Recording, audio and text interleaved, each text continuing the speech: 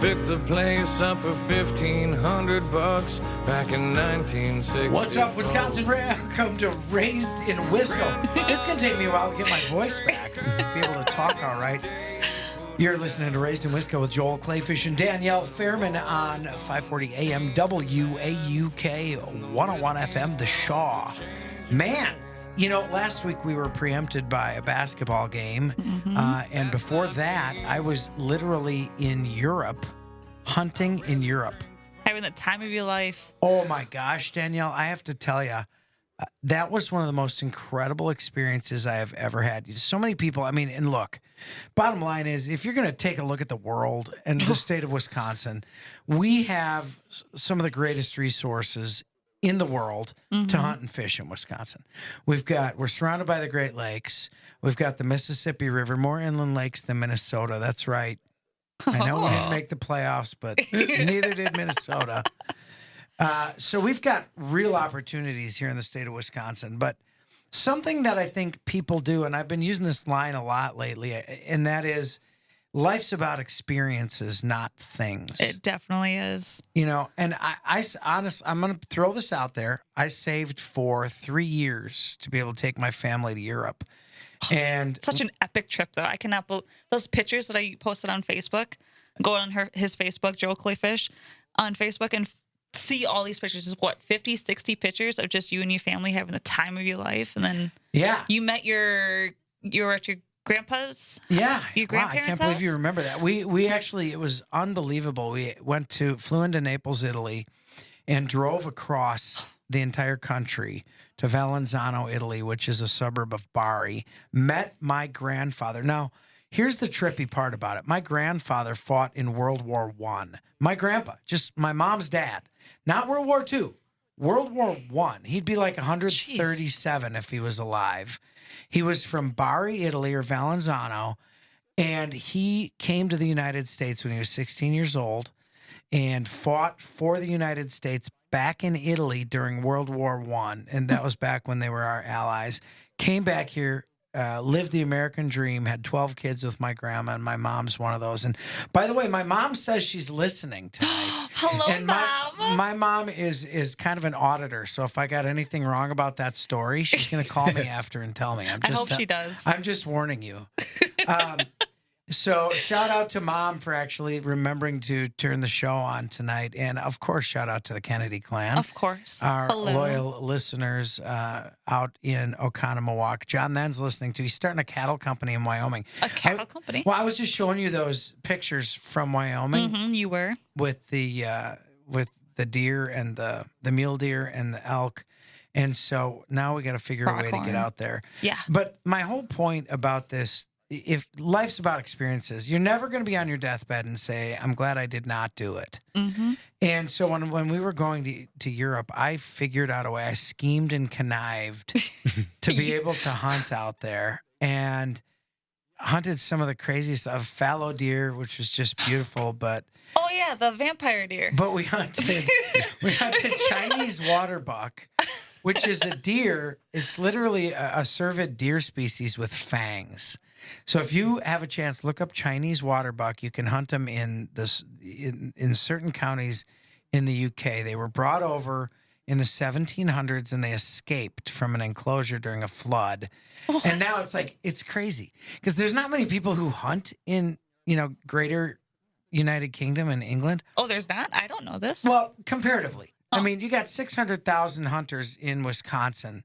Now, Wisconsin's about the size of the UK, maybe a little smaller, but over there, there's maybe 20 or 30,000 people who hunt compared to 600,000. So the wildlife has to be. It's insane. Rocking out there. The cool part is, you know what? I'm going to bring him in. I was just going to tell this story and then introduce Jacob Kaprelian. How are we doing? Jacob Kaprelian. Jacob Kaprelian is with us today, and I met the guy before. I'm super excited that he's here on the show. He runs Epic Guide Service, and this is a guy after our own heart here at Raised in Wisco. He combines the best of all the things Wisconsin into multi-year-long effort. The guy's out hunting snow geese. He's hunting ducks and geese in the fall. And then he's fishing for monster fish. He does the Great Lakes fishing, inland fishing, bass fishing, muskie fishing, you Not name it. ice fishing, though. Nope. No, ice he's fishing. not a hard water fisherman. Nope. That's think- the off season. I think you said you'd rather go to the bar than sit on the ice and freeze and drink. Sounds about right. Yeah. Yeah, most people I know, they're ice drinkers. I mean, if they're Oh, yeah. ice fishing, they're having drinks between How tip else are you supposed to ups. play Yeah, you gotta Dizzy stay Bat? warm. You know. Well, yeah, I guess. Whatever it takes. But welcome to the show. I'm psyched you came because you are pretty much the quintessential example of what Wisconsin is if you are trying to make a living in the outdoor industry. And a lot of people dream of that. But I think a lot of people don't realize the amount of work that goes into it. So I'm going to wrap up the Europe stuff, but I want to talk about those vampire deer for a second. Because you want to talk about crazy. I mean, you're out, you're hunting these things, and they're Chinese water bucks. So they're in Asia, and then they're in a few counties in the UK, and that's it in the whole world. And so where I went, it was one of these counties, and I went with Sam Sumner.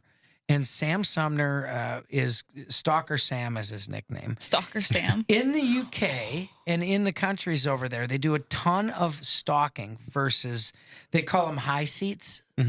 Stand, sitting in a stand, as they call it high seat. Huh. They don't sit a Makes lot in sense. high seats or in tree stands because for some reason, since there are fewer hunters, the animals there they don't all automatically feel like they're prey. They don't feel like there's someone after them all the time. They feel like they are, they're just animals, and they'll see people from here and there. They don't have like freak out mentality when they see a person. And that is an incredible place to hunt in because you actually get to hunt something that isn't automatically hiding. And a stalking type of hunt, man, that's how our ancestors did it. That's how the Native Americans did it. There was no like sitting in a tree. It was And just sitting and waiting. You actually have to go out and look for them. You're on hardwood edges on the edge of fields, hoping something pokes out while you're kind of making your way along. It's completely something I'm not used to or I'm not good at. I'm like this big oafy fat dude stumbling through the woods, But I'm telling you what, that was one of the most amazing experiences I've ever had stalking that fallow deer and stalking. So when you try to hunt these water buck, they have fangs. Look them up. Go on the internet. Water buck or water buck, Chinese water buck. Chinese water That's buck. what I was Chinese doing. water deer. Yeah, I Chinese was Googling Asian that when water you were deer. talking about that. And they're so tiny, like the size of a dog. They're they're the size of like big. I don't know. I Itty would bitty tiny llamas. I'd say they're about the size of a big German short hair pointer. They're like so a big one. cute. Okay, Danielle, What? you're not helping the cause. What? They're okay, cute hold on. Is with this their help? fangs. Yes. It makes them different. I want to shoot different things. They look so. They're You so have to. cool. Everybody that is listening, Google Chinese water deer. I now want one. Have you ever How heard of did these it before, taste? Jacob? I have heard of them. Yeah, I've seen them, but I've never hunted them. They're outstanding. Are they? They're absolutely outstanding. And it's venison. And they've got these, so they have Chinese water deer, and they measure them by the fangs. So the bigger the fang, and it's a measurement of length and width of the fangs, and they have bronze, silver, and gold class. Oh. So you can, and they've got like a Chinese water deer society in the United Kingdom. And the one that I got, the first one I got had these little tiny fangs.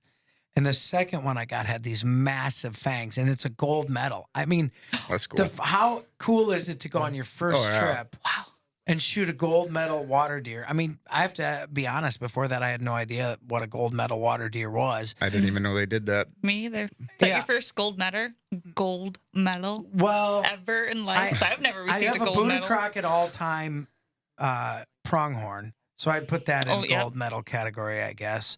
But as far as like trophies, see, and people have this argument, and Jake, I want to hear your opinion of this too. People have this argument that I'm QDM and big antlers and big fangs and big fish and banded birds is about the trophy. To me, anything you harvest that ends up on a dinner plate is a trophy. Anything you harvest period is a trophy because it's a creation that's unique in its own perspective. Definitely. The older you get too, I think the more you appreciate the experience of the hunt more than just the kill too, leading up to it and everything with it. So, oh, there's no doubt about that. And that's what we were kind of talking about before the show is when you hunt in a different country, you are experiencing the culture of that country, the food of that country, the camaraderie, the different way people interact. Because in different countries, people even interact differently. Even in an English country, England, they speak English, but it's a different English. And if something's awesome over there, it's brilliant.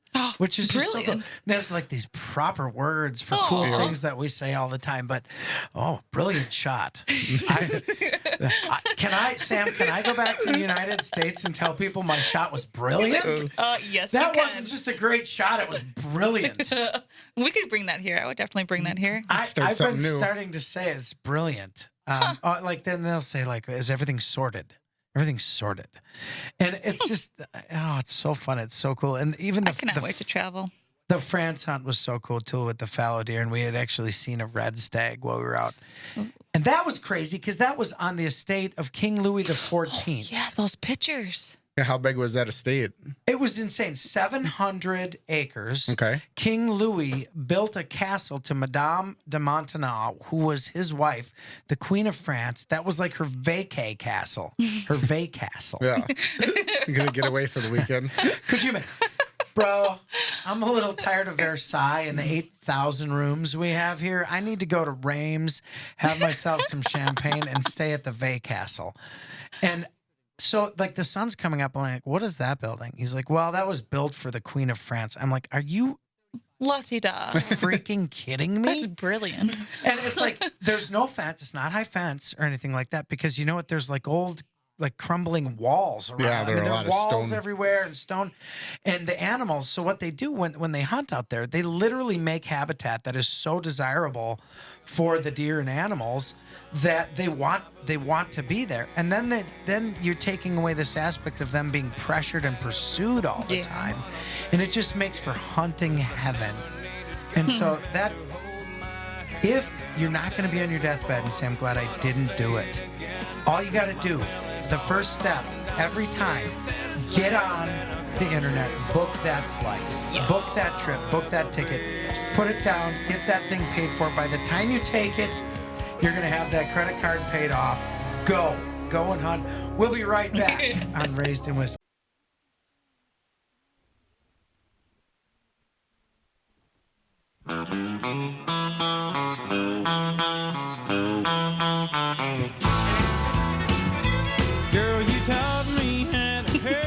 Welcome back, Wisconsin. You're listening to Raised in Wisco with Joel Clayfish and Danielle Fairman on 540 AM, WAUK 101 FM, The Shaw, right in the Fishbowl, downtown Waukesha, 217 Wisconsin Avenue. Swing by and say hey to Danielle and me. We are, hello. I've lived a lot of my life in a fishbowl, so In a fishbowl? well, metaphorically. Yeah. Oh, really? Although You didn't actually live in a fishbowl? Well, I am a clay fish. Oh my gosh. You didn't even think of that, did you? Really? I can't help it. I mean, there are very few. You're such a dad joke. That was such a dad joke. You know how you catch a clayfish? Oh my gosh. When you're ice fishing, you put a chicken wing down the hole. Oh yeah? Yeah, sure. With her Wisconsin accent, she says, "Oh yeah, oh yeah." Jacob Kaprelian, Epic Guide Service, is joining us. He probably just thinks, he's like, what have I gotten myself into here? Oh wait, you got to give everybody the phone numbers so they can call. And he has buddies that want to call and give him crap. Do you have buddies listening? If give us a call at- Kaprelian's buddies are out there listening, 844-967-2789. And you can find us on Facebook Live on WAUK Facebook. You might regret saying that. 844-967-2789. Kaprelian's buddies, call in and give them the business while we're on the air. What are you doing right now? Because right now, Wisconsin's last hunting season, turkey hunting, just ended on the 8th. Sunday. On Sunday. So we've got the only thing open right now, I think Crow is open. Yeah, I'm not doing anything right now. And I'm catching up on life.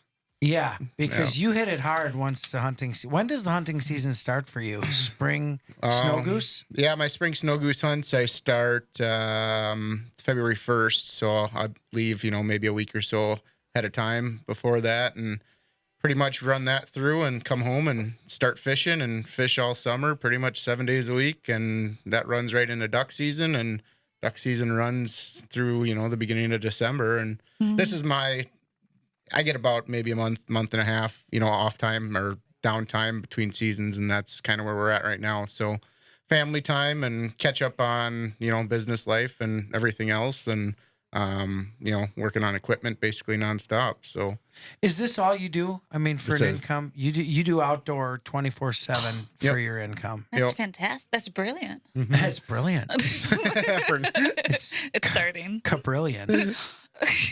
Wow. Brilliant. This is such a great episode. Those are good dad Danielle, jokes. were you drinking before the show? I'm just a happy person. Okay, good. Well, it's nice to see. It's good to see. Danielle made these awesome hats. If you check us out on Facebook, you'll see she made these Raisin Wisco hats on camouflage. And they are, you could use them hunting, too, because, the logo on the front isn't all bright and stuff, I tried. They're really cool. I really you. like it. Thank you. No, thank you for making them. That's awesome. I was going to give it to you before Christmas, I but thought you were the gone. station owner might have made these for us, but...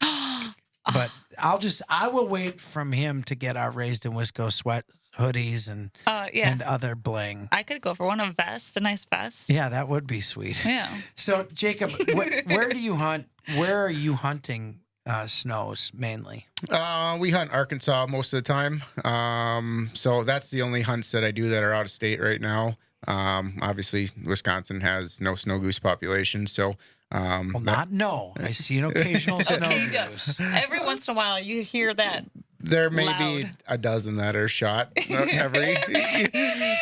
We actually this year I got on the Mississippi River too, and we had a lot of specklebellies coming through this year. I love. They're the best eating. They are. They're the fantastic. best wild game eating I've ever had. Ever? Yeah, they are good. Well, all of them. Kudu's pretty amazing. Oh, so that gator was pretty amazing. Gator's fantastic. I don't know. Food's my favorite dish, so I can't decide. So when you're heading out here, okay, I'm going to say something that's going to shock people. I've never killed a snow goose. What? I'm telling you. You kill everything else. I have Harvest everything else. never, ever really targeted snow geese. Yeah. And I you're know a a guy. guide. Yeah, I know. I know guys. I know a guy. But This one. it's really a hit or miss type of hunt, isn't it? It can be. I mean, the reason that I switched down to just hunting Arkansas now is, I actually started guiding snow geese. That's the first thing I ever started guiding is snow geese. I started, helping other people out at probably 18 years old.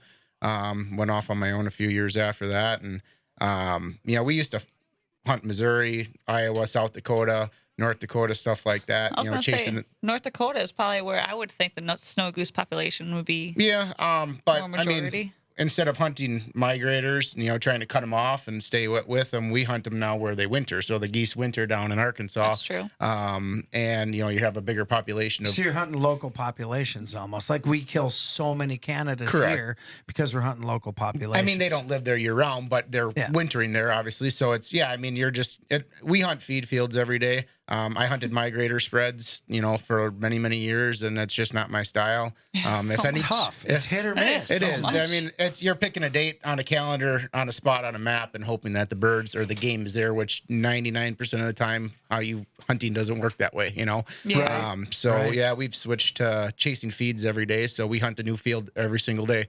so then we've had our best success, doing that. So, we did shorten our season up a lot more now that, we're doing that. We only run about a month now down there, instead of, 2.5, 3 months chasing them all the way to, North Dakota. But, it's definitely improved our success throughout the years of doing it that way. So. And we're heading up against a break already, but we're going to talk about that when you get back, because I think one of the toughest things about being a guide or an outfitter is the pressure there is to succeed.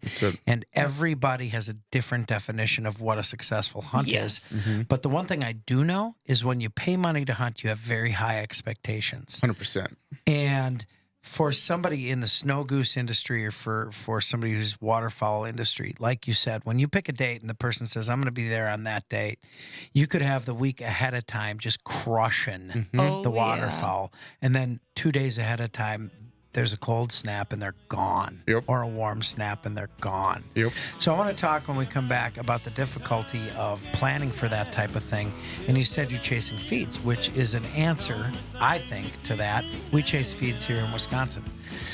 You're listening to Raised in Wisco. We've got Jacob Kaprelian with us from Epic Guide Service. Danielle Fairman, of course, who has laughed the majority of the show so far. I'm glad we can be of that service. I'm Joel Clayfish. We'll be right back.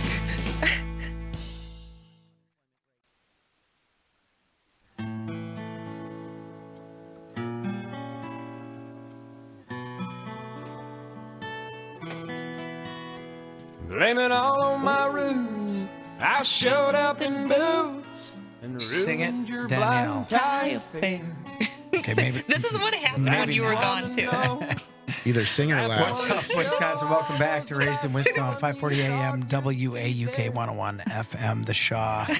Jacob Kaprelian from Epic Guide Service is here with us today. And man, there's so much to talk about. We just end up talking right through the commercial breaks and coming back. But you're talking about, when we went into the break, I said, I want to talk about some of the pressure on a guide, which is one of the reasons you said you're chasing feeds. Explain to people what chasing feeds means versus out there with, 700,000 decoys trying to catch migrators as they go from place to place. Chasing feeds is probably a stupid idea, to be honest with you. It's 10 times the amount of work as setting a migrator spread. But I mean, like you said, the pressure of performing every single day after a 3-day hunt, your next group comes in, those guys go out, they're tired, and you got to put a happy game face on for the next group. And they expect 110% every single day. And that's kind of why we switched over to that, is just, you can only do so much. You can put yourself in the right situation, in the right area. But wildlife's wildlife. And I have people ask me, do you guarantee this? Do you guarantee that? I don't guarantee nothing.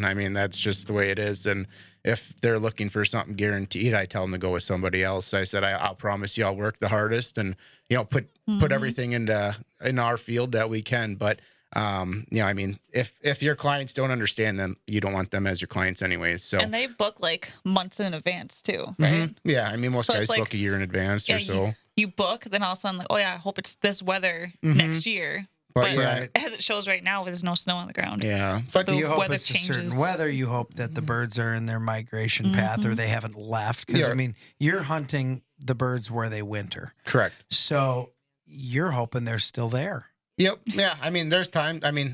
My clients, I don't tell them to book hotels until, or, VRBOs or whatnot, until I'm down there and get everything situated that I know things are on track. I also talk to all my local farmers, in the off season and stuff. So I kind of got a good idea of what's going on before I even get down there. There's times where I might call them and say, hey, we're going here instead. And that's snow goose hunting. If you've ever hunted snow geese, you know that they're here today, gone tomorrow. But like you said, where we hunt, they're wintering down there. There's plenty of food. There's plenty of water. And those birds are, especially the younger birds that aren't sexually mature yet, they're going to stay around for as long as they can. So they're not in a hurry to get north. And when you say you're chasing feeds, you want to hunt the X. Correct. Yep. Migrator spreads and the way a lot of people hunt, just to fill you in a little bit, the way a lot of people hunt snow geese is they're on a migration pattern where they know the birds are going to be flying at 30,000 feet and hopefully see this massive spread of decoys and are entertained by it and come down to feed. Yep. You're scouting feeds. Correct. I would say that's 90% of how successful hunters in Wisconsin hunt Canada geese. 100%. That's what we do. We want to hunt the X.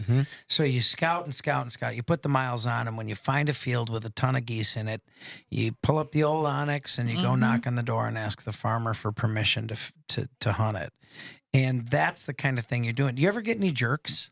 You ever get some people who are jerks? And just no matter how hard you work, that's not good enough? Most of those, like as clients or as landowners? Well, So you do have them as clients. Landowners have every right to be a jerk with their own property. So let's go with the clients. Okay. Yeah. I mean, I do. And normally it's a newer group. My clients, I'd say 90% of my clients are repeat, maybe more. I mean, most of them have become good friends throughout the years. Well, that says a lot about you, and that says a lot about your outfit. Yeah. Yeah, and I mean, which is great. It's fun seeing everyone year after year. But like I said, normally if you get people that are going to complain or whatnot, it's going to be newer guys with unrealistic expectations. I pretty much try to set things straight from the beginning. Like I said earlier, there's no guarantees in hunting, but you can do everything possible and get everything right. And at the end of the day, it's up to the birds what they want to do. But most of those guys, they can see whether you're hunting hard, if you're lazy, if you're moving stuff around, changing stuff up, and it shows in your work ethic. And like most of those guys are, like I said, you don't want them as your clients anyways. So they can go with someone else as far as I'm concerned. And most of the people who are coming, I mean, they're out for the camaraderie of it. A lot of people. So this struck me over the break. I thought of this. You get a lot of people who are seasoned hunters, and then a lot of times those people bring people who may have never hunted before in their life. Yep. So do you have to be real careful about safety in those scenarios? Yep. I mean, if anyone, we kind of go through, morning safety checks, I guess, if you would call it that way. We always double check everything. There's times I'm telling people, hey, your safety's off, or, whatever. If you're going to get up, you got to take a shell out of your chamber. We always stovepipe one. If, just everyone can see your guns visible. We have dogs. My number one rule is if you shoot my dog, I shoot you. And then people laugh, and then I go, no, I'm serious. you don't shoot Jacob's dog. No, the dogs are, you don't do that. They're worth their weight in gold out there. Oh man. Yeah. They saved my butt. So, but no, safety is a big, knock on wood, and, been thankful that we've never had any incidents that, have ever injured someone or anything like that. But, when you're working around firearms on a daily basis, it's definitely a possibility, and we take it very serious. There's times where, I've had some pretty heart-to-heart conversations with some people that are a lot more powerful than me, and almost put them on a timeout before, and they, and they don't like that. But hey, it's my boat, or it's my field, or whatever, and it is what it is, and I'm not going to jeopardize someone else's safety for that. So that's good. And you're guiding the snow geese, and then you're guiding fishing, and then duck hunts in Wisconsin also. So why don't you do duck hunts in Arkansas, like the flooded timbers and stuff?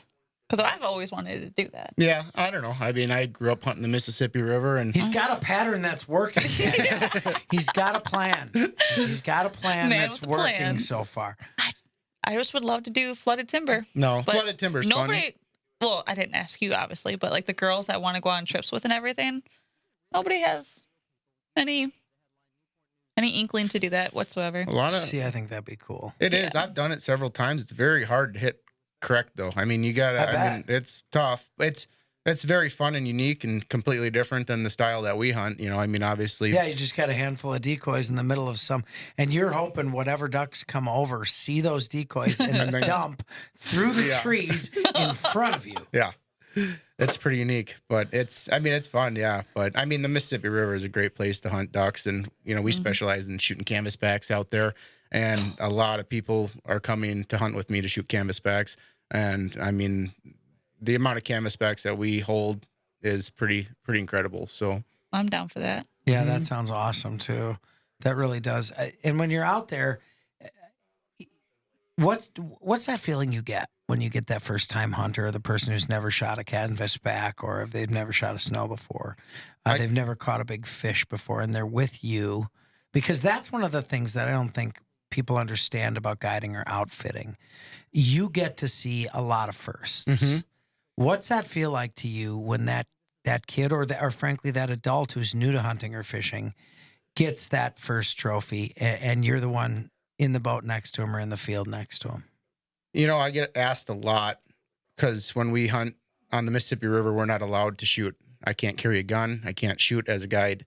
So people will Really? always ask you, don't you get bored sitting in the boat watching other people shoot? And exactly what you just said is what keeps you going. That smile on that person's face is I mean, you've hunted all over the world and doing all kinds of stuff. And we take a lot of stuff for granted that I've seen, you've seen, most avid hunters have seen. And, getting to show people that, whether it's fishing, hunting, snow goose hunting, whatever. I mean, that's kind of what, if you don't get excited about that, you shouldn't be a guide. I mean, that's just the way in my opinion, that's what keeps me going, is watching a kid smile or a grown man smile like a kid, catching a 30-inch walleye or shooting their first, I've had people that have hunted all over the world that have never killed a canvasback before that are, 50, 60 years old. And here they come, they shoot their first canvasback. And I mean, That's awesome. it's like shooting. I've never shot a canvasback. So yeah, I Neither mean, have I. think of the smile on your face when you kill your first big bull canvasback Yeah. that you get to They're put on your wall. beautiful. They're just beautiful. But yeah, that's kind of the driving thing that keeps you going and makes you get up. That is a conundrum for me, because one of the reasons I travel, I love traveling to hunt.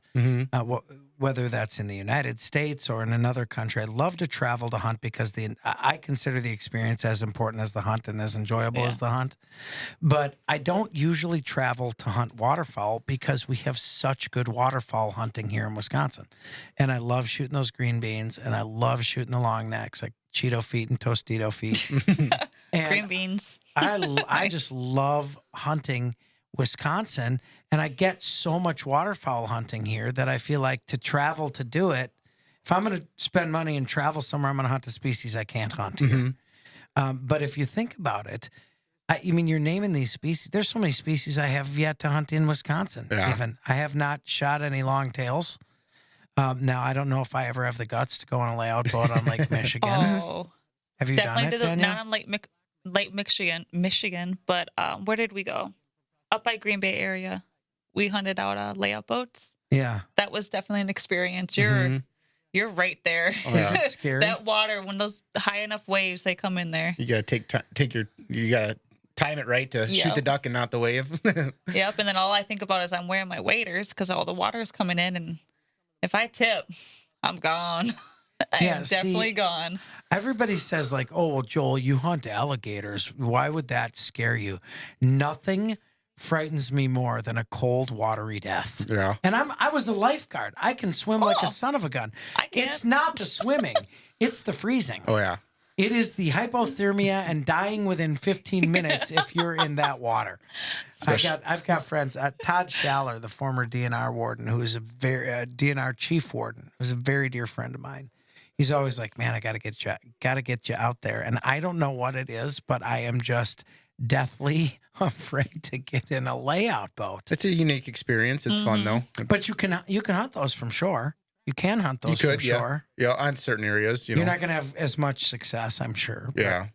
But For the waterfall association, isn't there 44 different types of waterfall? 41. 41. North American waterfowl Yeah. species. I In have that- Wisconsin. No, No. North America. Oh, North America. Gotcha. Yeah, I have that pinned up in my spare room. Yep. I'm initialing every single one I get, if it's a hen or if it's a drake or not. How many have you crossed off? About 14. Wow, that's pretty 15? good. That might Yeah. be more than me. Yeah. That might be. Hopefully get out to New York and shoot grants. Yeah, that'd be pretty cool. That's what and Osquaw with Mike Keller. So I'd like to shoot. Yeah, gonna be doing that soon. Well, Keller's one of the people that that bugs me about going, but I have to be. He's an old Marine. I mean, he once a Marine, always a Marine, and I'm afraid I'd be out there and I'd be like, I'm freezing. Man I'm up. scared. I'm scared. I would do that. I'm scared, Mike. And then he'd put on his his chevron face and be yelling at me, "Button up, soldier! We're in for a ride!" And it became over with Mike Keller. That's what scares me about. But man, he is unbelievably successful, though. Some of the beautiful ducks they shoot. What's your favorite thing to hunt, Jacob? Probably elk. Elk. Yeah. Something did you you get an don't elk? guide. Yeah. We go to Idaho. Nice. Have you been successful with a bull elk? I have, yes. Yeah. 1, 2? I've killed one in 3 years. Wow, that's actually very good odds for a big bull, 5x5, 6x6. It was a 6x6 broke off, so it was a 5x5. But yeah, it was a mature bull. But yeah, we do archery hunts out there. That's my. Ooh, archery. That's an That'd be over-the-counter nice. tag, isn't it? Mm-hmm. Yeah, that's tough. It is very tough, but that's my one time to. I don't get to do too many hunting trips, for fun anymore with my buddies. Since I guide so much, but that's one of my favorite trips of the year. Do you think I am physically fit enough to do that trip? Not right now, no. What? That didn't even take. That wasn't even like. That was like 2 seconds. Absolutely. Would I you thought he think was I'm gonna. physically fit to I it? thought he was going to What say. is going- I'm not Even even physically- Calvin's laughing at me. in there. Calvin, do you deny Are my you physical physically fit for that prowess right and now? fitness? Okay, wait. I don't know. I'm not saying I could do it either. Yeah. He Well, said he's not even physically fit for it yet, or fit for it. You gotta- I thought he was train going to for it. say absolutely. Dude, I feel like you just Absolutely challenge. not. He like white glove All right, challenge. we got to me go right to the now. break. 10 seconds. Obviously, Kaprelian thinks I'm fat. We'll be back.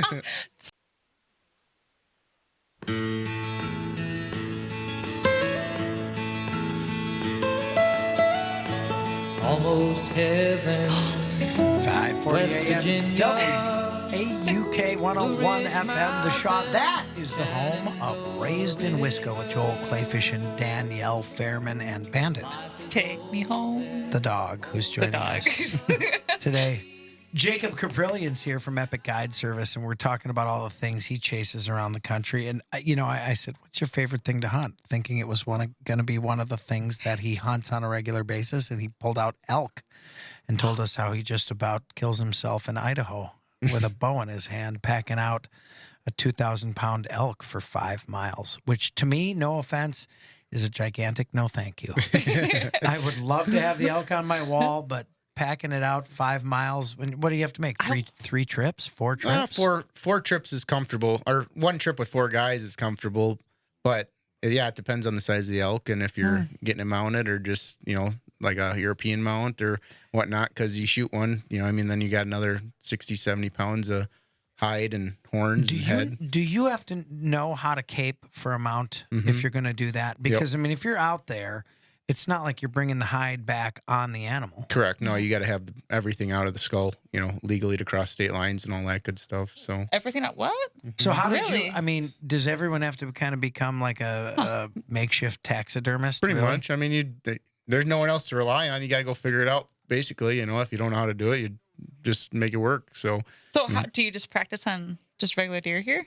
On bucks here? well, How do you? I never really I feel practiced. like I just I You would just did have. it for the first time on Why the big would elk. you do it? You just like cut up right up the chin and just like you peel back. start back, and normally you keep in a little bit of extra, and then you just work your way out. The hardest part are the eyes and the teeth and nose and all that and you good just stuff. take it off But like a if shirt. you don't do a good job, then your taxidermist will yell at you anyway. So they can fix a lot. A good taxidermist can make pretty much there's anything no look doubt good. about that. Kyle has fixed some Yeah. blemishes that I've brought him before over at Northwoods Taxidermy.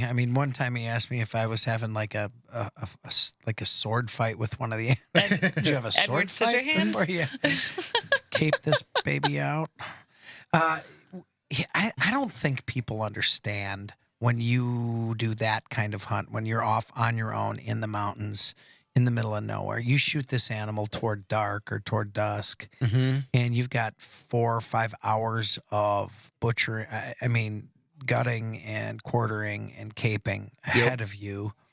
And there are wolves, Yeah. Yep. bears Oh man. around you, predators around Mountain you, lions. mountain lions who can all smell that. And you're sitting by yourself 5 miles in the dark, Oh, in the cold, in the snow. makes you feel alive. What about getting lost? I feel like I would get lost more than I would the have eaten GPS alive. stuff is much better these days. But, Onyx is hard to screw up. but I'm telling you, man, what you get it? What if your phone's dead? Yeah, I was gonna Yeah, say my I phone carry an dies extra. every single day. I carry Yeah. a solar pack with me, but yeah, you never know. But have you ever had to camp out there overnight? Have you ever had to say, "All right, I'm sleeping under a tree"? No, you make it back in the dark. We've always made it back, yeah. Dang. See, I don't think people understand the tumultuous nature of once you kill something. Yeah, that's when the work And begins. if you're a responsible, ethical hunter, you're going to take care of that meat and take Oh, care yeah. of that game before you get back. So that's very important. You know, I have to talk. We talked a little bit earlier about the experience of somebody who gets their first animal or their first big fish or something like that. And I want to tell you, Robin Kennedy, who is a good friend of yours, Danielle, I took her Yes, she is. son, Aiden, turkey hunting. He's never, ever killed an animal. In fact, he never fired a gun before we took him turkey hunting. And so he's a mentored hunter, took him on a mentored hunt, took him out 3 times, saw turkeys each time. They didn't want anything to do with us. Fall hunt, so it's tougher to get him into decoys and stuff. And so finally I take him out, and we're sitting there, and I watched these to the roost the night before.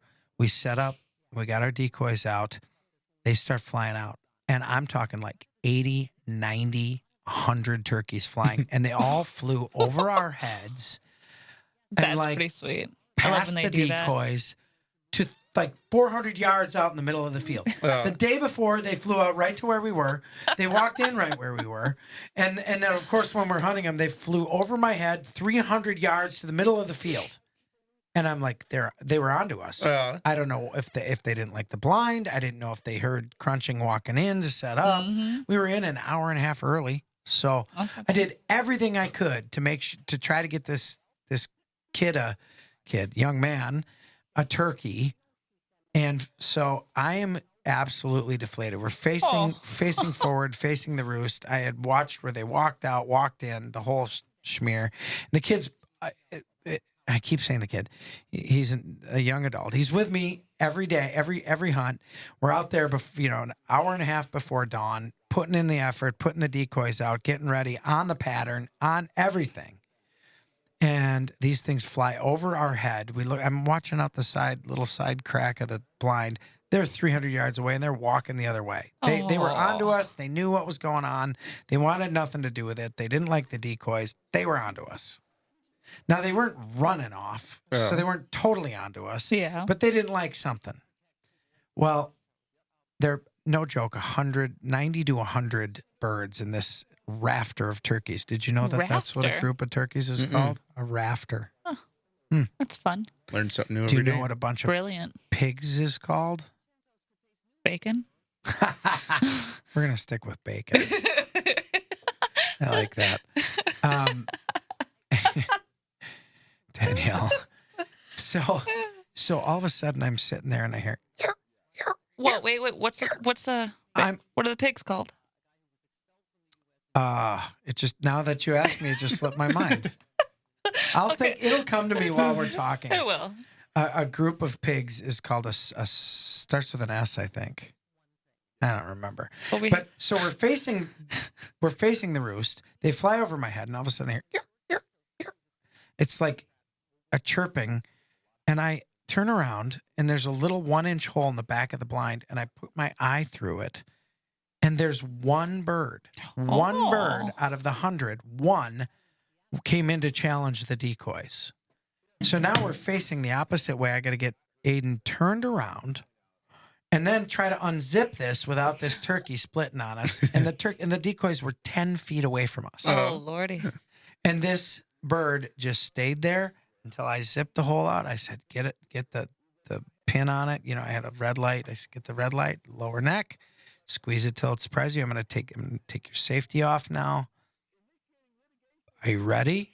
And I'm looking at him, and he's just like, all the excitement. is there. Uh-huh. I said, just as soon as you're ready, you slowly pull the trigger till it surprises you. Boom. Flattens it.